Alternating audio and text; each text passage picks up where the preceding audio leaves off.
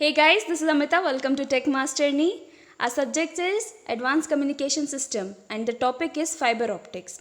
Today we are going to discuss a very important topic of optical fiber, that is link design. In this, why it is link design, एक system जो कि optical fibre system है उसमें क्या क्या होता है, transmitter होता है, ऑप्टिकल सोर्स होता है, देन उसके बाद में हमारा ऑप्टिकल फाइबर होता है, फिर receiver end the next end is your user. इन सब के बीच में इस लिंक में बहुत सा पावर डिसिपेशन होगा, पावर यूटिलाइजेशन होगा, लॉसेस होंगे.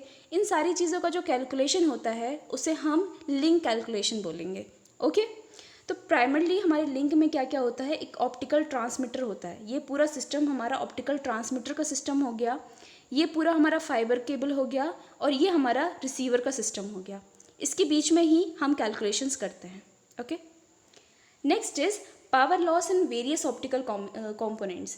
तो हम अगर विंडो का यूज़ करते हैं 1550, मैंने प्रीवियस वीडियोस में आपको बताया है कि कैसे 1350 एंड 1550 की वीडियोस में डिफरेंस होता है. इस विंडो में अटेन्युएशन सबसे कम होता है, जो कि सबसे प्लस पॉइंट है ऑप्टिकल फाइबर को यूज़ करने का. 0.4 से लेके 0.5 dB पर किलोमीटर का अटेन्युएशन. स्प्लाइसिंग लॉस जो कि काफ़ी कम, 0.05 टू 0.1 dB पर splice. And connector loss which is 0.2 0.3 dB पर कनेक्शन. तो एक इम्पॉर्टेंट पावर अगर आप निकालना चाहिए कि आपकी क्लैडिंग में कितनी पावर जा रही है, ये भी it's a kind of loss, क्योंकि आपकी क्लैडिंग में कोई भी पावर यूटिलाइज तो नहीं होनी चाहिए. सारी आपकी लाइट कोर में ट्रैवल हो रही है, तो दैट मीन्स आपके क्लैडिंग में जाने वाली पावर इज़ योर लॉस. तो पावर अगर आप इसका कैलकुलेशन करोगे तो आपका जो भी पावर क्लैडिंग में जा रही है अपॉन टोटल पावर, ये होता है 4/3 √m के बराबर.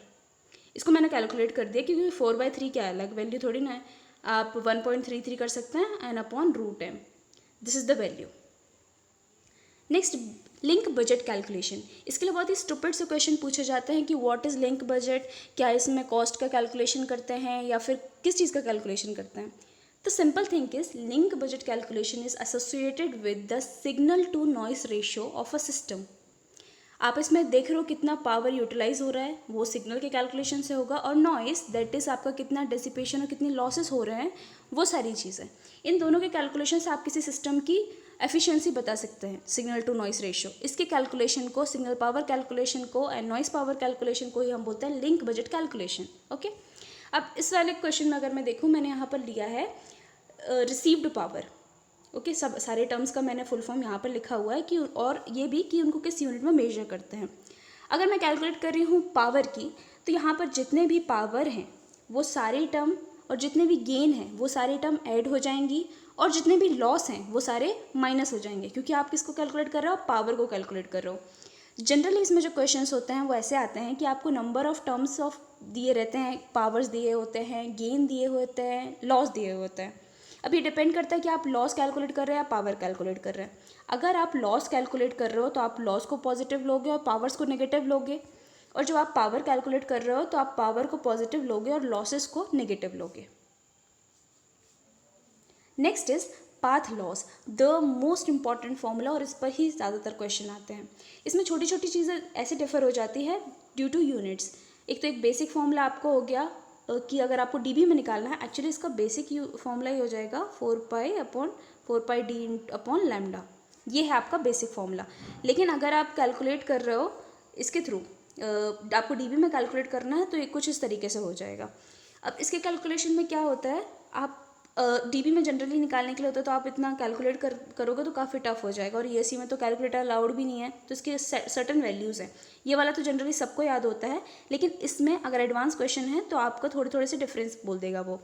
जैसे कि ये मीटर में ले लिया है, या फिर डिस्टेंस को माइल्स में अगर वो बोलता है तो आप पहले माइल्स को मीटर में कन्वर्ट करेंगे, फिर कैलकुलेट करेंगे, तो क्लमजी हो जाएगा.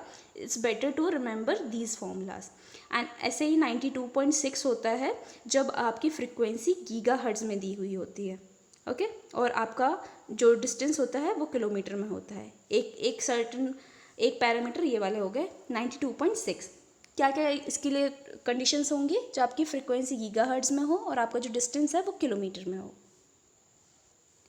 Now loss occurring in the transmission.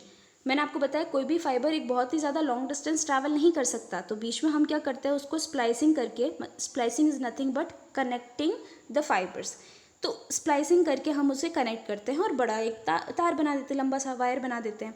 उस तरीके से उसमें क्या क्या लॉसेस होते हैं। स्प्लाइसिंग का लॉस को हम अल्फ़ा एस से डिनोट करेंगे।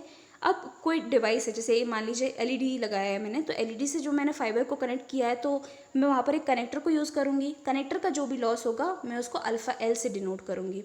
और एन क्या बताएगा कि कितनी स्प्लाइसिंग की ज़रूरत पड़ी है मुझे। ओके जैसे कि मान लो 10 किलोमीटर में मुझे लगाना है और मुझे 50 किलोमीटर कवर करना है, तो ऐसे मुझे 4 स्प्लाइसिंग को लगाना पड़ेगा। ओके तो this is the thing. Alpha L क्या होता है? अल्फ़ा एल आपको डिनोट करता है कि कितने लेंथ में आपका कितना अटेन्युएशन हो रहा है। अटेन्युएशन तो ठीक है, लेकिन आपको पता है कि जैसे जैसे आप डिस्टेंस बढ़ाते जाओगे अटेन्युएशन भी बढ़ता जाएगा। तो उस टर्म को हम डिनोट करते हैं अल्फ़ा एल से 10 log P input upon P output. This is also very important formula.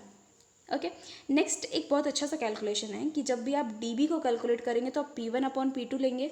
Okay dB हम लेंगे तब अपन क्या लेंगे? P1 upon 1 milliwatt. This is very important, इस पर भी काफ़ी आता है, क्वेश्चंस आते हैं। नेक्स्ट अगर आप वॉट की बात लेते हो तो आप अपॉन में 1 वॉट लोगे विद रेफरेंस टू। नेक्स्ट आता है कि अगर आप dB और dB को माइनस या प्लस माइनस करते हैं तो आपका क्या होगा? dB में ही आंसर आएगा। लेकिन अगर आप dBm और dBm को भी प्लस माइनस करते हैं तो भी आपका आंसर जो आएगा वो dB में ही आएगा। क्यों? अगर आप इसको ओपन करके देखेंगे तो m का मतलब मैंने क्या बताया है? मिली वॉट। जब भी आप माइनस करेंगे तो माइनस का मतलब क्या होता है? डिवाइड करना होता है। अगर आप लॉग को हटाकर देखेंगे तो अगर डिवाइड कर रहे हैं तो क्या होगा? मिली से मिली की टर्म कैंसिल आउट हो जाएगी, तो आपका सिर्फ क्या बचेगा? dB वाला पोर्शन बचेगा। जैसे मैंने आपको अभी एक एग्जांपल बताया था कि अगर मुझे 50 किलोमीटर को कवर करना है और मेरा एक फाइबर 10 किलोमीटर का है तो मुझे 4 लगाने पड़ेंगे। तो वैसे ही देखो, इसको मैं फॉर्मूले में रख कर बताती हूँ कि 50 मेरा टोटल डिस्टेंस है, मेरा स्प्लाइसिंग का स्पेसिंग कितना है? 10 लिया हुआ है मैंने, और -1 फॉर्मूला हो गया। तो मुझे टोटल कितने स्प्लाइसिंग लगेंगे? ये कट जाएगा तो ये जाएगा 5, 5 - 1 दैट इज़ 4। मतलब मुझे 4 स्प्लाइसिंग करनी पड़ेगी। Next we talk about actual loss. Actual loss को कैसे हम डिनोट कर रहे हैं? सबसे पहले हमारे एक फाइबर का लॉस हो गया, देन उसके बाद में हमारे कितने कनेक्टर लगने वाले हैं और कनेक्टर का क्या लॉस होगा, हमारी कितनी स्प्लाइसिंग होने वाली है और उसका लॉस क्या होगा, और हमारा गेन। क्योंकि ये देखो मैंने आपको बताया था ना कि जब भी मैं लॉस का कैलकुलेशन करूँगी तो मैं पावर और गेन्स को माइनस कर दूँगी और सारे लॉसेस को मैं ऐड कर दूँगी। तो वही मैं यहाँ पर कर रही हूँ, जितना भी गेन है उसको मैं माइनस कर दूँगी। यहाँ पे जो PM है ये पावर मार्जिन होता है। पावर मार्जिन कुछ ऐसे लॉसेस, कुछ एटमॉस्फेरिक लॉसेस और कुछ नॉइसेस जितने भी टाइप के होते हैं, शॉर्ट नॉइस और सम काइंड ऑफ नॉइस जिनको हम कैलकुलेट नहीं कर पाते अलग पैरामीटर के थ्रू, तो उनको हम PM में लिख लेते हैं। उन सारे लॉसेस को, all the unforeseen losses are calculated under PM. So this is it for this class. Hope you like it. And if you like it, do like, share and subscribe. Thank you.